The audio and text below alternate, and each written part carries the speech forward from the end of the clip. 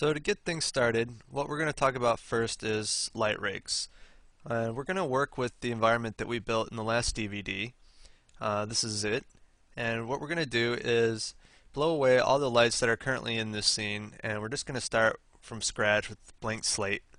And we'll just explore a number of different ways in which you could light this scene, starting from something that's just really basic, and we'll step it up until we get something that's hopefully a bit more photoreal. So with that, let's go ahead and jump into Max and just get started.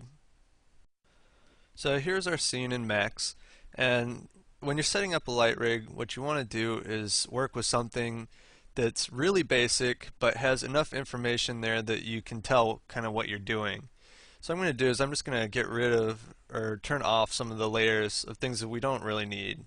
We don't need the plants, we don't need any rubble or leaves, don't really need the mountains. I will keep the sky on. I think sometimes it can be helpful to have that as kind of a reference. So I'll leave that on for now. We don't really need the overhangs, and we can get rid of the roof tiles for now as well. I'm also going to just blow away the lights that are currently in there and get rid of that. So now we've got ourselves just a blank scene. There's no lights in here at all. So let's go ahead and start with something that's just really basic. But actually, just getting ahead of myself here, what we should also do is remember we were using displacements.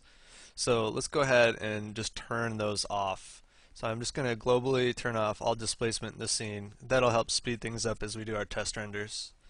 Another thing that we should probably do is let's turn down the image sampling. That'll just keep things going fast. So when you're lighting an exterior scene, there's really kind of two light sources that you need to worry about, really. There's the diffuse light from the sky above you, and there's also the sun. So what we need to do is come up with a way to simulate both of those light sources. So since we're starting really basic, let's just work with a single Omni light, and we're going to have this just be sort of, a blue sky color, maybe something like this. And we're just going to work with ambient only. This is going to create pretty flat lighting, but in some cases this can work pretty well. So right now with the multiplier of 1, this is probably going to be pretty bright. In fact, let's go ahead and we can just do a render of this and I'll show you what we get.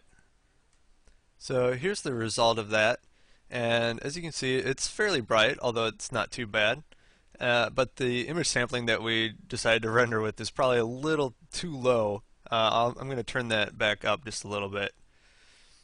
So we'll go back in here and we'll just make it 2. So this is a pretty decent way to start things off. We've got ambient light in the scene, and let's go ahead and just throw a sunlight in there now. So I'm going to use a target direct light, and I recommend using these over spotlights when you're simulating the sun, because the sun is a really long way away and the rays of light that it casts are pretty much parallel. So this sort of light source is really the best for simulating that. You could use a spotlight if you wanted to, but if the spotlight is too close to the environment, then you start to get these shadows that kind of go off in all directions and looking more like an omni light. And you don't really want that. You want the light to be casting kind of parallel.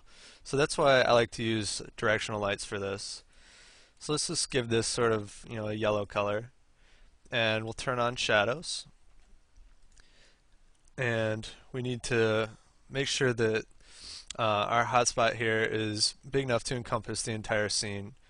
So now I'm just looking through the light, and I'm going to move this back up. And what you should always do is make sure that your sun, or that the hotspot here encompasses the entire scene, and try to get it pretty tightly snug in here. You want a nice fit here. Anytime you're going over the edges here, you're just wasting shadow map that you could be using. So it's really important to kind of get this nice and tight in there so that you're getting the most out of your shadow maps. So maybe something like this. So now, going back to our camera, let's put the lights on their own layer so that our scene's a little bit organized and easier to work with. So I'm just going to select the Omni, put it on the ambient layer, and then I'm going to select the key light and I'll just put it on this layer. And we're going to work with just one light at a time. So I'll turn off the key light and we'll do just a render of this and we'll start adjusting it. So let's see what we get when we do this render. So here's the result of just this light being rendered by itself. What we want to do is try and simulate as best we can with an ambient only light.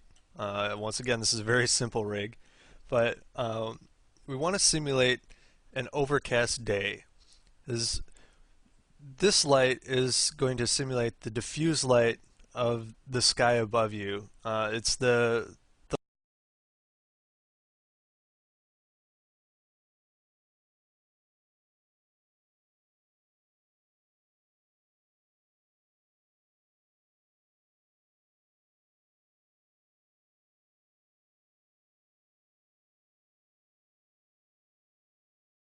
is getting the multiplier right.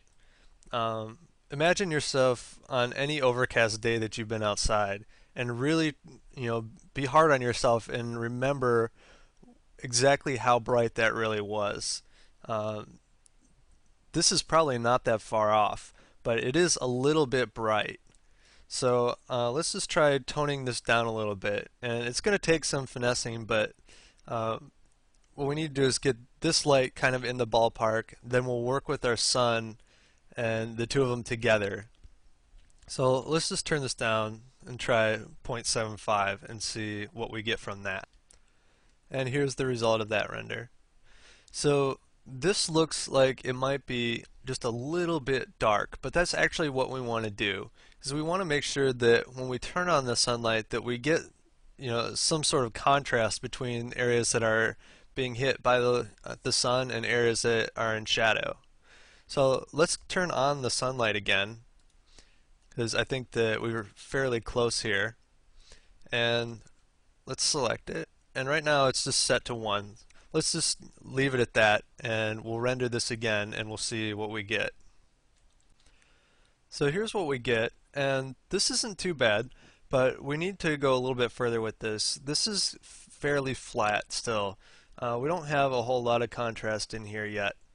So what we need to do is just kind of work on getting that contrast, and the best way to do that would be to bring the sunlight up just a little bit, and at the same time we'll bring down the skylight, and let's see what we get with that.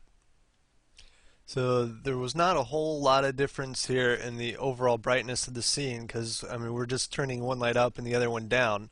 But you'll notice kind of in this section here and all the shadows have gotten a bit darker, while the overall lighting on everything else has kind of remained the same. Now I still feel like the sun's a little bit too dim, so let's select it and we'll bring it up a little bit more. And let's bring the skylight down just a little bit more too. And we'll try that. It's a lot of experimentation, but once you kind of get it right, then you can work on getting some more of the details to come out. And here's the result of that. Actually, I think this is pretty close. The problem that we have now is that we're not getting any shadow detail really. If you look at this area right here, there's absolutely no shadows being cast here. The only one we really see is right here. So the problem that we're facing is we don't have enough detail in the shadow map of our sunlight. So at this point what you could do is just start bringing up the amount of detail that you have. And we'll change the bias and we'll make it 1.1, and that's going to kind of pull the shadow a little bit tighter onto the objects that are casting the shadow. And let's crank this up. I mean, this is a clear sky. We should be getting pretty strong shadows, very harsh, sharp lines. So let's make our shadow map a lot bigger. And let's see the difference that we get when we render like this. And this is much better. So now we're actually getting shadows to show up. You can see them in the overhangs here. They're starting to cast on the wall behind the sign. So we're getting more detail showing up, but we're still not close enough. I mean, these shadows are still pretty soft. Now we can keep cranking this up, but it's kind of almost pointless. We need to find a better solution. There's only so far that we can push this before Max is just going to run out of memory and crash.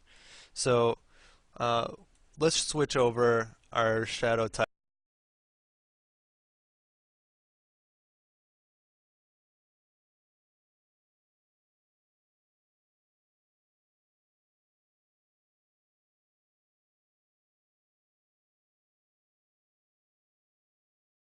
resolution. The result is not super obvious, but you can see, especially right here and also from the light, that we are getting shadows now. Everything is enough detail in it that this is about as good as we can do with this light rig.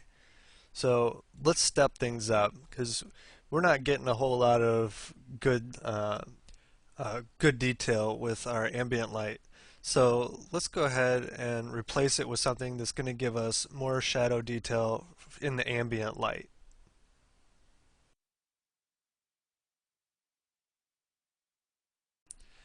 Okay, so the next rig that we're going to set up is going to have a dome light for our ambient light.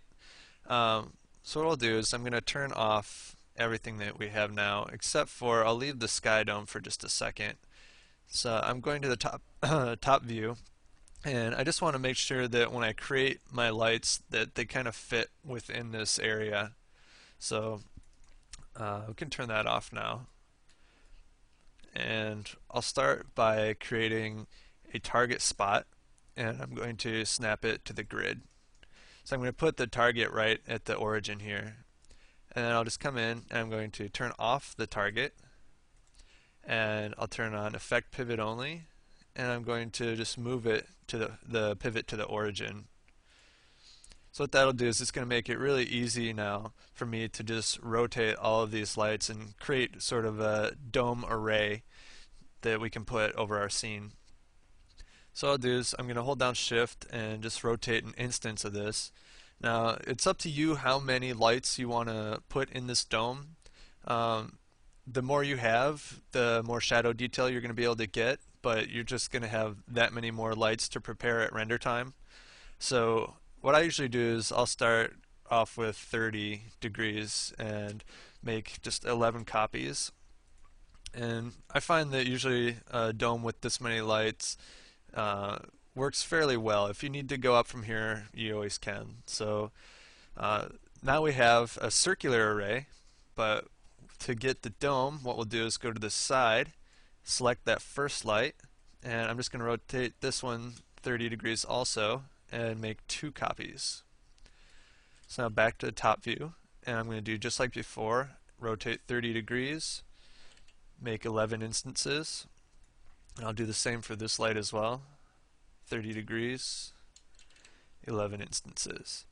Now just to get a little bit more variation, I'm going to select this middle row, and in the top view I'm going to rotate it 15 degrees.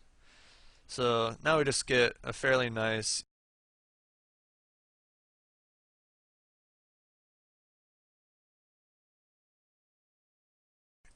So what I do for that is I'll just create a dummy.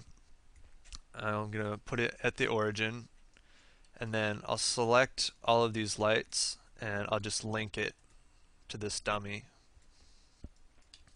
So now if we move this around, everything will move with it. So let's turn our environment back on, and what we'll do is we'll move our our dome here, and we'll scale the dummy and just kind of make this dome of lights fit nicely over our scene. Maybe something like that, a little bit bigger perhaps.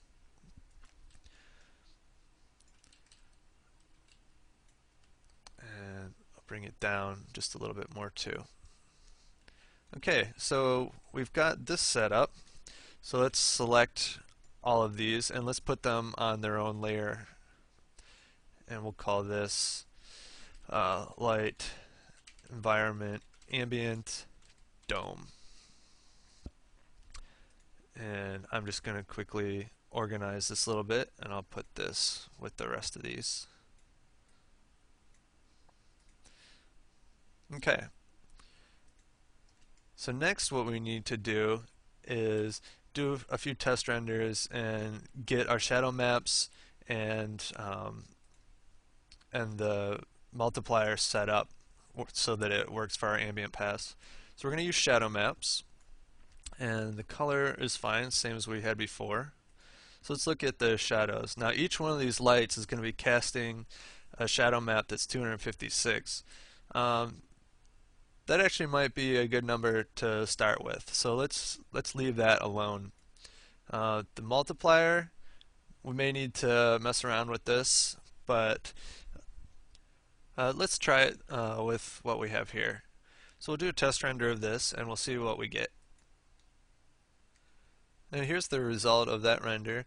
This looks like it might be pretty close, but it would be good to compare it against what we did with the OmniLight. So let's render the OmniLight by itself, and we'll just compare these two and make sure that we're fairly close with the amount of light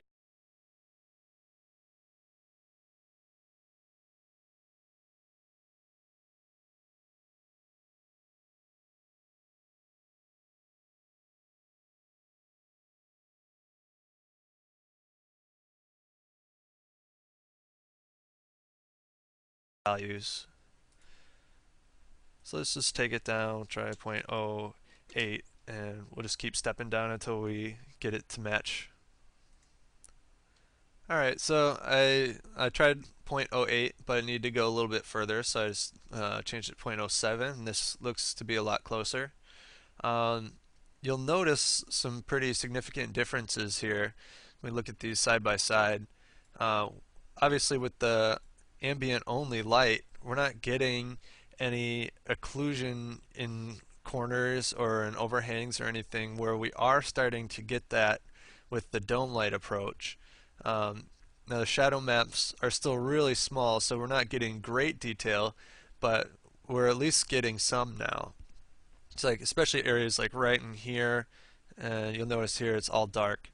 So we're getting closer. This is going to be a better solution than this one, but we don't have any bounce light. Where this one, we at least sort of had a little bit of a bounce light look to it, just because the underside of things were getting some light, but here they're not getting any. So what we need to do to make this one more successful is to put some bounce light in here.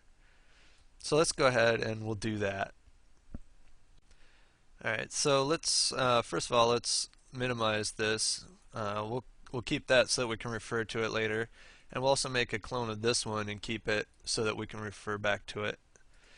So let's go ahead and set up our bounce light. So I'm going to turn off the dome for now, and I'm going to go back to the top view here, and actually we'll create from this dome. What I'll do is I'm going to select this light, and I'm going to just rotate this down, and we'll go to 45 for this one. I'm going to make a copy this time, and I'll put it on a new layer. So we can hide this now. We'll go to the top view here, and just going to do the same thing. I'm going to rotate 11 copies of this light around, and they're going to still be linked to that same dummy that we created for the dome, which is perfect, and they'll move around with it, which is exactly what we want. Now for this, we don't want any shadows being cast because we need this to go up through the ground. So we're going to turn this off. And remember, this is bounce light, so it should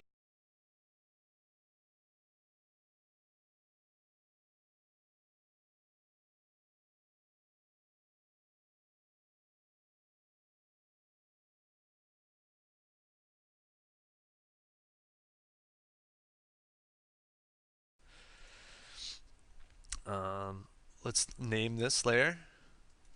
Call it light environment bounce. And once again, I'm just going to keep it organized. So I'll put it in here, just like that.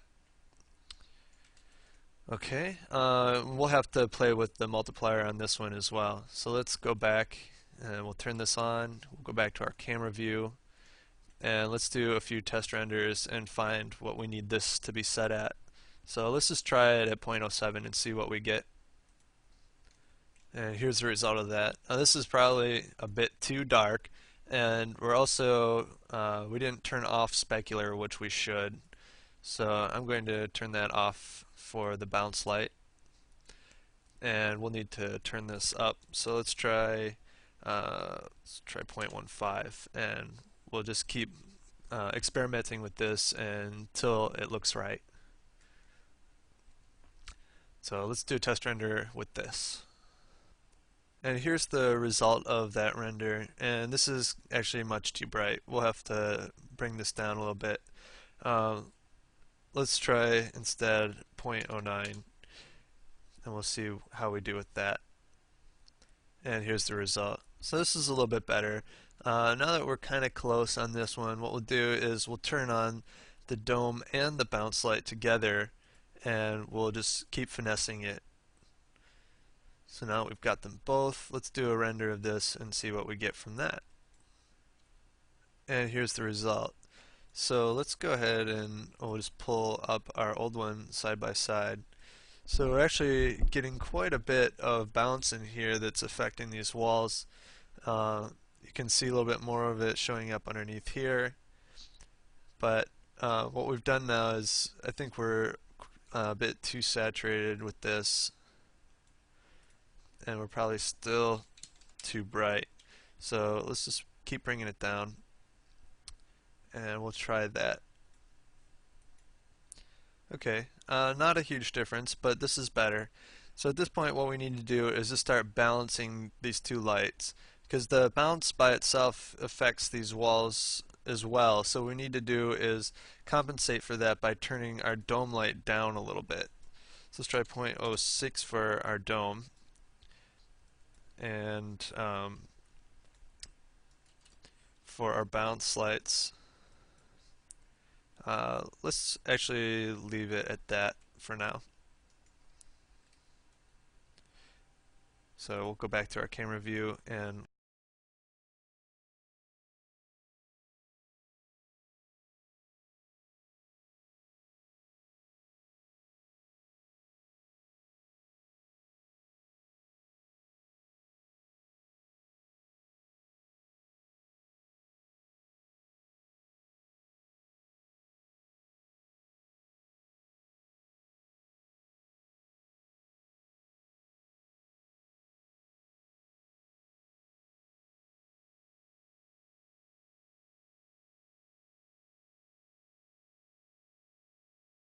render of this. And here's the result of that. Just to compare with this and what we had before, let's go ahead and take a look at the two side by side. So we'll put the last render we just did in there, and I've saved out the one from before, so we'll just come in here and take a look at that one. Here we go. So here's the difference. Here's the where we had just the ambient only light, and now with the dome we're getting a lot more shadow detail now. But we're also kind of losing some more of that light up here. it felt a little bit more natural up there. It'd be getting a lot of light, but we're not really getting that with the dome.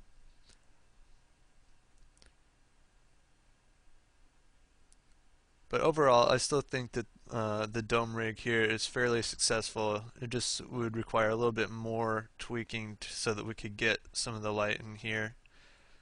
But again, it's hard to do that with a dome because of the occluding light.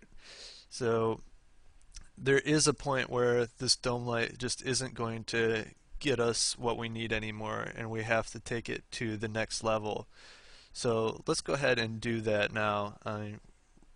In order to get this looking better, we would need to just adjust the lights a little bit more, but it would just be really adjusting the multipliers and maybe the shadow map sizes, but it's overall not bad. So let's go ahead and we'll try going to the next type of rig. One last thing before we move on. I just wanted to point out that the dome light that we have here is really an excellent sort of ambient light rig. Um, the only reason that it starts to fall apart and becomes not the best option sometimes is that in order to get the quality to the level that we want, we would need more lights and more detailed shadow maps, and we'd ultimately end up with just covering the entire scene with hundreds of lights with high shadow maps, and the quality would be great, but we run the risk of running out of memory, and it's going to take a long time to prepare all of those lights, and it just, after a while, at a certain point, it just starts to become more difficult than it's worth. So what we're going to do is start working with a ray trace dome light, which is going to do pretty much exactly that. It's going to put lights everywhere around the entire scene in a hemisphere shape, just like we have now, and it's going to cast ray trace shadows onto the scene. So we should get just the ultimate level of shadow detail by doing that. So let's go ahead and create one.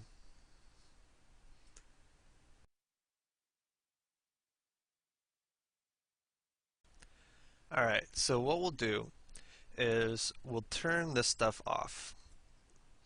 And I'm going to turn these off as well for now. And what we'll do is we'll come to lights. We're going to choose V-Ray as the type and V-Ray light. And we're just going to drag one into the scene here. And we're going to make it invisible. And we want to change the type to dome. See, now we have this dome shape that's going to cast light.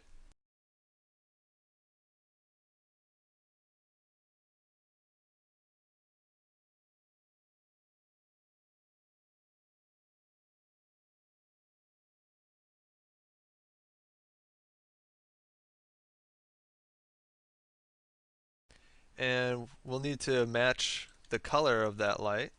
So let's just copy it. And we'll paste it onto this one. We can turn this back off. Alright, so now we've got just our new V-Ray dome light. And we'll need to adjust the multiplier to try and match what we had done before with our dome light. So actually, let's just real quick, let's render out the result of just our dome light, and that way we'll be able to compare the two. So let's do that. So here's the result with just our dome light again, and we'll make just a clone of this, and then we'll switch over to our V-Ray dome, and we'll do a render of this to compare. And so here's the result of that. As you can see, we made a mistake. Forgot that when I made this, I needed to turn the multiplier down. It defaults to 30, which is not too bad if you're using a plain light, but when you switch to dome, this can be a little bit too intense. So let's try taking this way down. Let's try just 1, and we'll render that, and hopefully that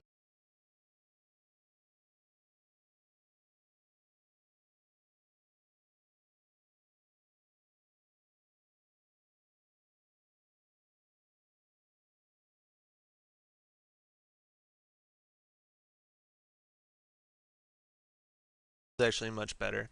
It's a little bit brighter than over here, especially certain areas which are picking up the light better than others. But we're getting a much better quality of shadows now. It's especially noticeable right here on the underside of this overhang versus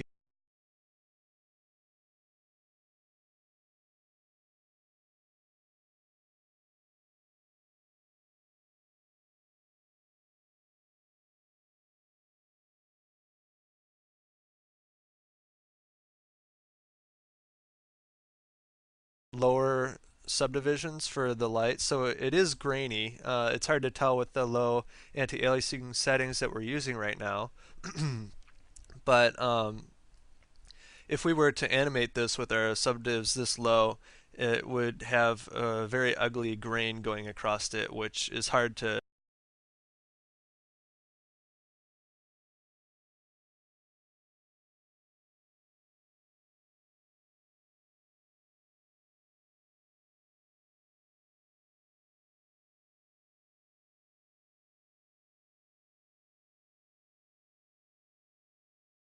Now, what we could do is we could use the bounce lights that we set up before with the uh, spotlight dome rig, but why not just take it a little bit further since we're using V-Ray? Let's turn on GI and we'll get light bounce that's really nice, really accurate, and even has color bleeding.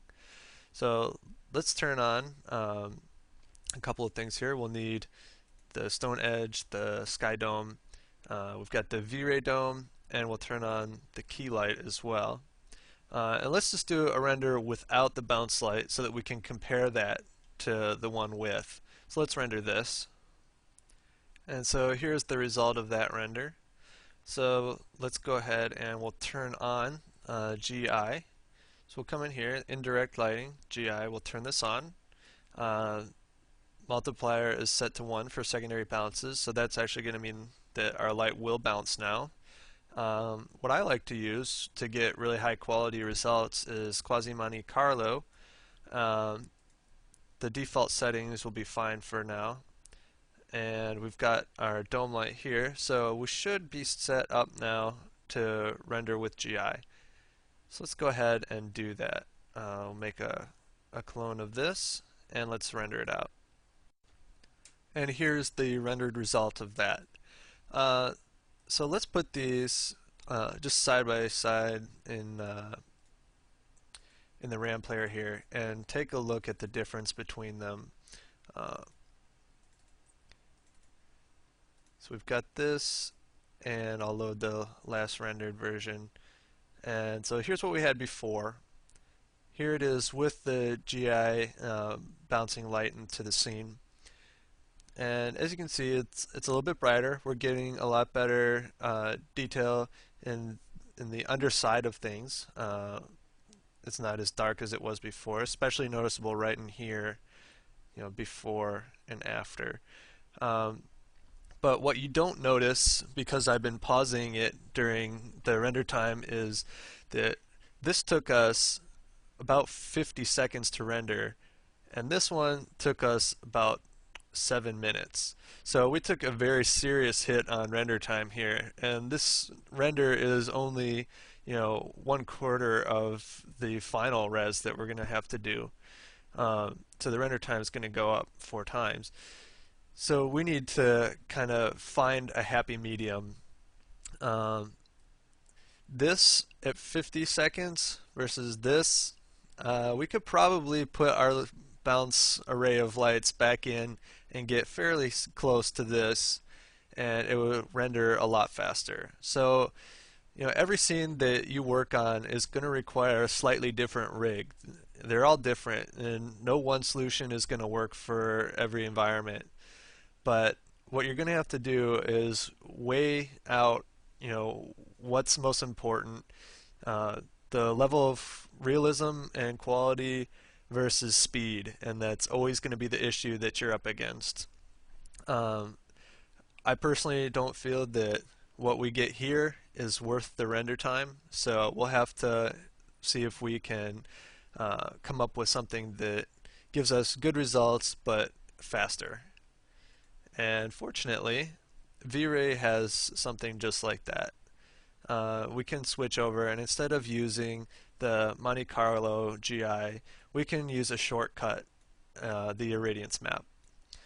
And what I like to do is I'll keep the quasi Monte Carlo for the secondary bounces, and I'll leave these settings for now. But this time we'll use the irradiance map. And when I'm setting things up, I usually just start with the low preset, which gives us -3, -2 for the min and max rate, and the hemispherical subdivs at 20. I also like to turn on the calc phase just so that I can see what V-Ray is doing when it calculates. And I also like to leave it on bucket mode while I'm doing test renders just to get faster feedback. So now we've got this set up right. Let's try rendering this and see what we get. So once again, I'm going to make a clone of the quasi Monte Carlo version, and we'll do a test render with the irradiance map now. And here's the result of that render. You'll notice 2 minutes 27 seconds, so we've significantly reduced the render time. And just looking at it right here, it looks like we've got pretty similar quality in much less time. Just to compare real quick, let's again pull it up in the RAM player just to compare and see if we are really getting very similar detail. So let's see, here's the QMC, and we'll pull up the last render. And look at that, there's almost no difference. The only thing we're really seeing is in the light here. It's just the way the irradiance maps and the QMC work with transparent objects.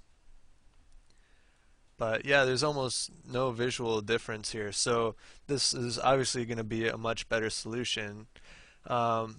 As long as we're doing a still image, I should say. Now, both of these methods are going to have their own problems to deal with in animation. If you're using the QMC version, you're going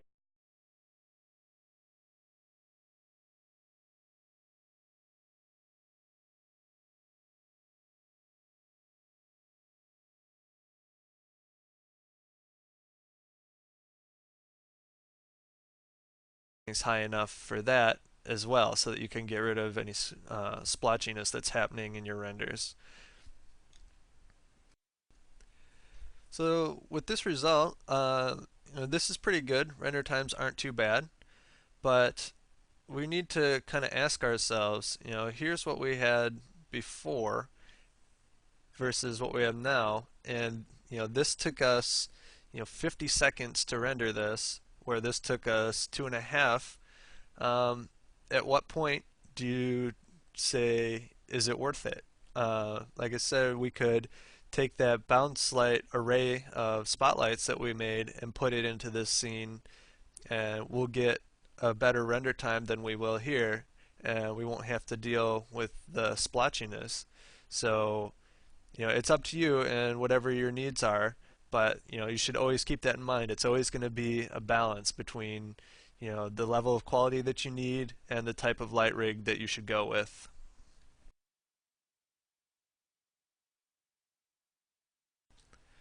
So let's move on to another sort of ambient light rig. This time, what we're going to do is, well, so far we've been assuming that our sky light is the same color, casting evenly over the entire scene. And if you go outside, like say around sunset, the area of the sky over where the sun is a lot brighter than the opposite side. And so really, I mean, any given time during the day, we're not getting the same sort of amount of light or color of light coming from the ambience in the sky. So what we can do to get, another sort of realism to our renders is to add that difference. So let's go ahead and let's do that. So before we do that, let's get ourselves a frame of reference. So what I'm going to do is I'm going to turn off the sky dome, I'm going to turn off the key light, and then I'm also going to disable the secondary bounces. Um, yeah, just like this. Just secondary bounces are disabled now, so we're not doing any GI anymore. So let's do a test render of this. This has our ray traced sky dome, and let's get a frame of reference for the next rig. And here's the result of that. This is just that ray traced dome light that we had. So let's go ahead and set up our ambient light so that it will actually work from a texture map of a sky. So let's turn this off, and I'm going to clone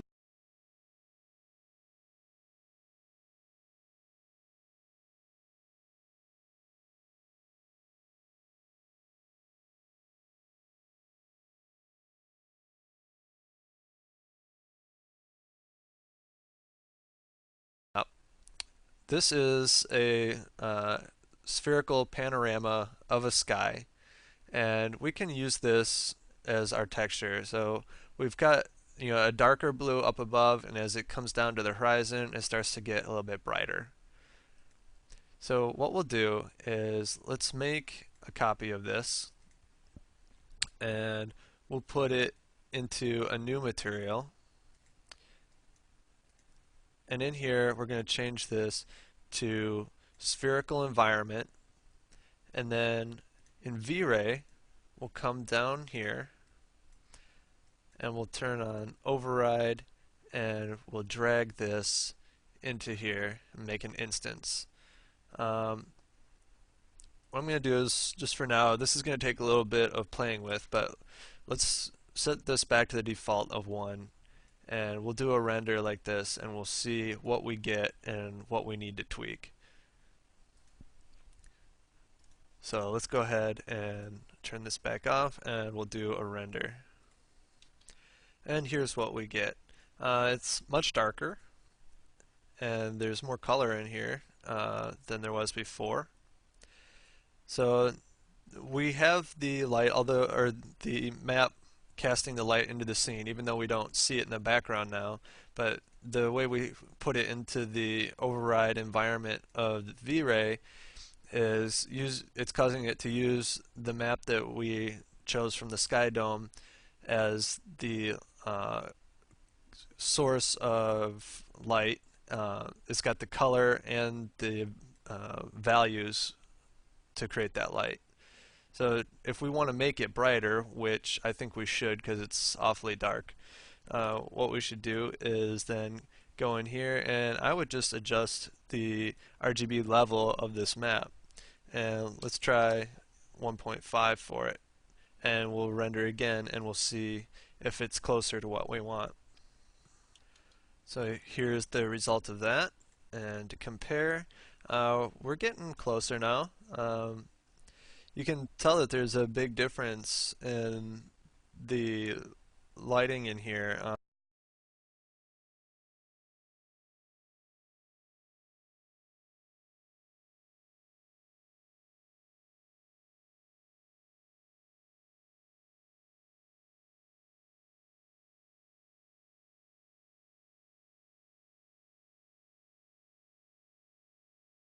So what we need to do is take a look at these two now, and if we really scrutinize these, uh, there is a difference, and it is probably going to be better, a better quality of light in the end.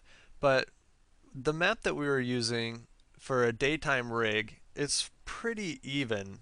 Let's look at it one more time. There is a gradient happening here, but it's pretty evenly colored, and the amount of light casting on the scene on a clear day is pretty uniform.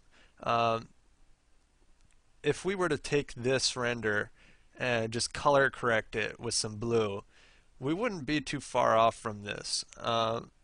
So while the render time wasn't bad, 45 seconds versus this one, which is 30, um, we're not getting the same level of detail. And in order to get that, especially like in the bump maps, it's noticeable. because this is all ray traced and this is the irradiance map, we're losing some of that detail. And in order to get it back, we would have to crank up the quality and thus the render time would go up some more.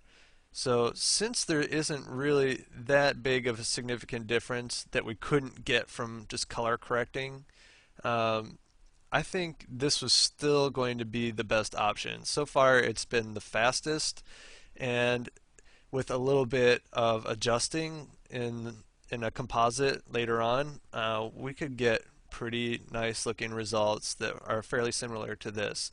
Now, if we were doing a sunset shot, I might be more inclined to do this sort of lighting where we have a map that casts the color onto the scene, and it will make a bigger difference in that situation. Um, but I think this is probably going to be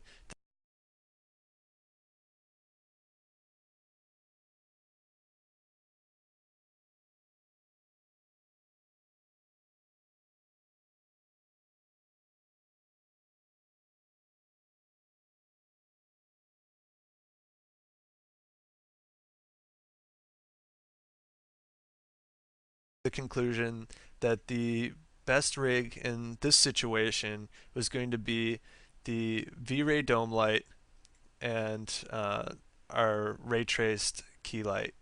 Now, we didn't really talk much about the different things you can do with the key light.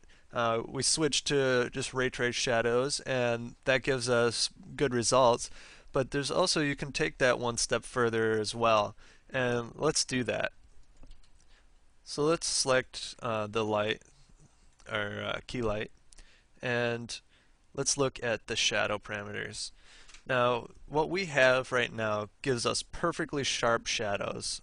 In fact, let's take a look at that real quick. Let me do a test render of this.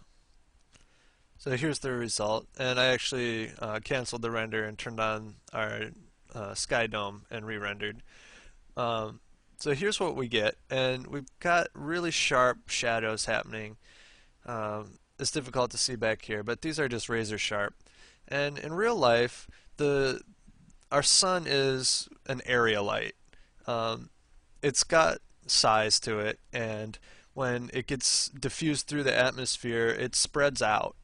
And we can simulate that by changing our shadow types to area shadows. Now, uh, what you should know is when you check this box, what used to be an infinite light, like this light used to, it didn't matter what distance it was away, it was casting parallel rays of light down on our scene. But as soon as we turn it into an area light, it now has size, and currently this is the size that we have, 10 inches, which is tiny in the scale of this scene. So what we'll have to do is play with this size here until we get results that look good. So let's go back to our camera view, and just to kind of make this a little bit easier to understand, let's just replace this scene with something a little bit easier. So what I'll do is, let me turn this back on. I'm just going to create a plane and a box. We'll go back into the camera view, and let me change the size of this thing.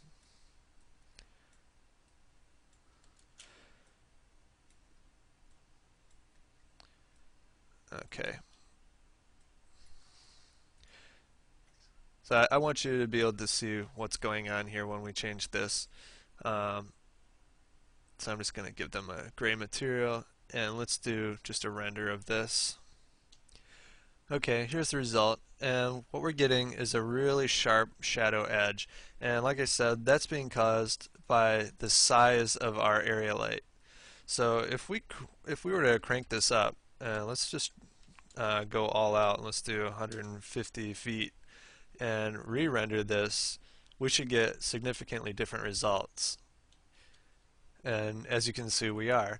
Now the light is so big that as it casts around here, uh, it's getting softer and softer and just kind of fading out.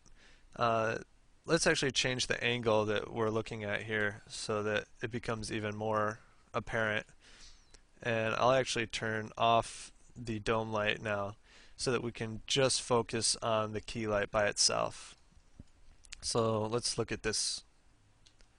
Okay, so here you can see it's really spreading out now. Now we've got very, very soft shadows.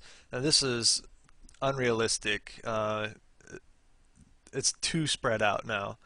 So what we need to do is kind of find the sweet spot. Now, if you go outside and take a look at shadows, it's going to be different every day. It all depends on the cloud cover and haze and all that. But on average, what I've noticed is for every 10 feet of distance that the shadow is cast, it blurs roughly 1 inch. So that means starting here at the corner, it'll be nice and sharp, and then 10 feet away from that point, it's blurred 1 inch. So we're way over here. And those numbers are just, my observations and rough guesses. It's going to be different every time, but that'll at least get you into some sort of realistic result. And you can play with it and adjust it however you want for your scene. But let's get rid of, or actually, before we get rid of it, let's find what works best, or at least get close. So let's just try 20 feet. And we'll do a render of this. And here's the result. And it's hard to see, so I'm going to change the view again, but it does look like this is working. So just real quick, let's go back up here, and the height of our box, let's make it 10 feet. And we'll do a render of that. And here's the result. Now remember, if this was 10 feet, then to here, this should blur 1 inch. And it looks like it's probably still a little bit too much. So let's select our light again, and let's just try 10 feet. And here we go.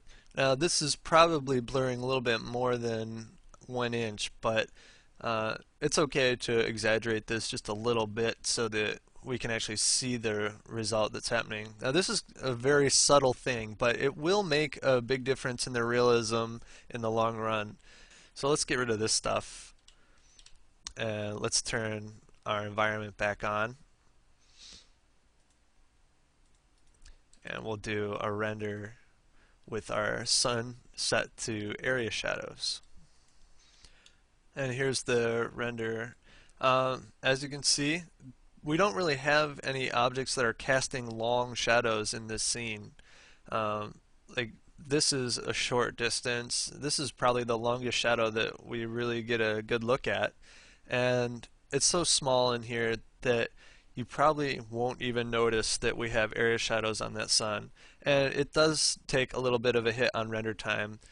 We went up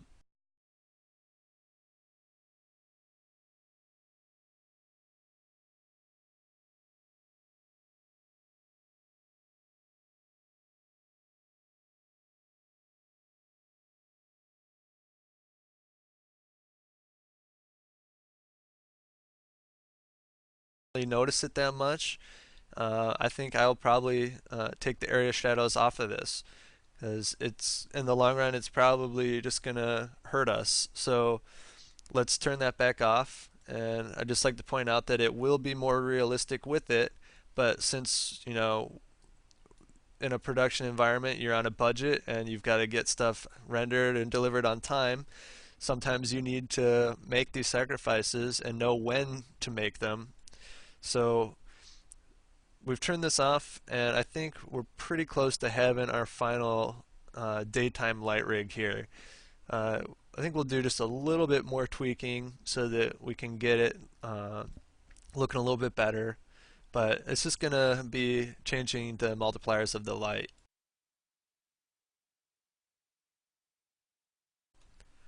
So with a little bit more tweaking, this is what we get, and this is using the ray trace key without area shadows and our V-Ray dome light, which I've made a little bit brighter, and I've also changed the sampling.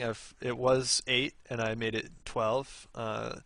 That'll help us get rid of some of the grain when we go and animate. And I also bumped up the brightness of the sun just a little bit more as well. Uh, but all of this rendering is taking a long time. We've done a lot of test renders, and it eats up a lot of time to constantly be rendering stuff. It'd be nice if there was a way that we could kind of just get this set up and play with it in real time. And that's exactly what we're going to do next. It's pointless to just keep rendering and rendering and rendering when it's so easy to actually set something up that you can do real time. So let's go ahead and do that.